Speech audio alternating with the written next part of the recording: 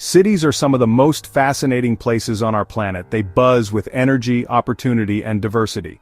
But have you ever wondered why cities actually exist where they do, or how they end up looking and feeling the way they do? That's where urban geography comes in. Urban geography is all about understanding cities, their locations, their growth, and how they function. It's like being a detective, but for the built environment.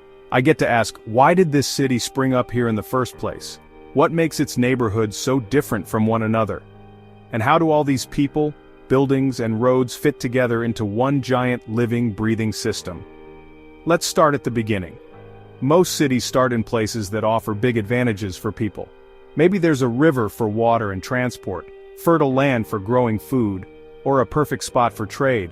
Sometimes it's all about defense, think castles on hills, or simply being at the crossroads of important routes.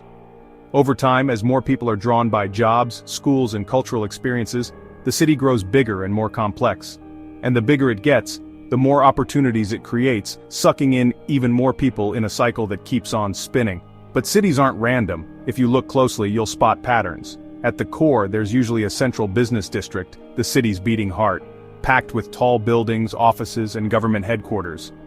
Beyond that, you'll find industrial areas where things get built, shopping districts that pull you in on weekends, and neighborhoods with everything from high-rise apartments to cozy houses. Connecting it all is a web of roads, railways, and maybe even airports. And don't forget the green spaces, parks where you can catch your breath amid all the hustle. Now, not every city grows the same way. Some sprawl outward with endless suburbs, while others rise up with skyscrapers. The city's shape depends on its history, its geography, and the choices people make about planning. Of course, with all that growth come challenges. Traffic jams that test your patience. Housing that costs more than your phone bill, or even your rent.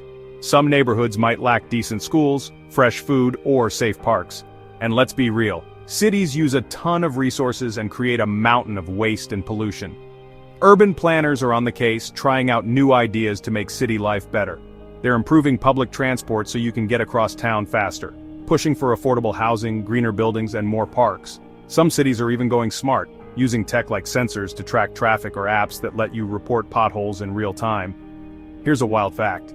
More than half the world's population now lives in cities, and that number's only going up, especially in places like Africa and Asia. Cities are connecting across the globe, sharing culture, trading goods, and swapping ideas faster than ever before. When I look at my own city, or any place I visit, I see more than just buildings and streets.